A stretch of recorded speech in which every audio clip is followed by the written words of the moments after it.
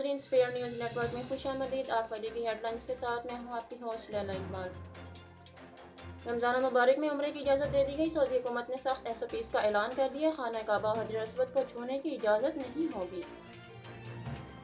NCOC کے بڑے فیصلے۔ 8% مثبت کیسز والے علاقوں میں تقریبات بند۔ شدید متاثرہ علاقوں میں لاک ڈاؤن میں توسیع۔ اسلام آباد میں تعلیمی ادارے بند، امتحانات مؤخر۔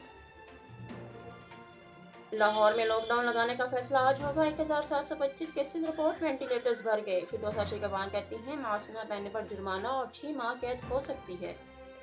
خیبر پختونخوا میں بھی وائرس کا مہلک وار، 24 گھنٹوں میں 18 اموات۔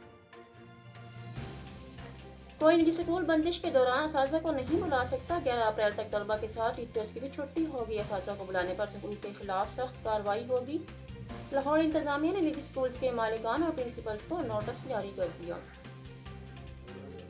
جماعت اسلامی کے شارع فیصل پر ریلی، گورنر ہاؤس پر دھرنا، کراچی والوں کی صحیح گنتی اور دوبارہ مردم شماری کا مطالبہ، وزیر اعلیٰ ہاؤس کے سامنے دھرنے کا اعلان۔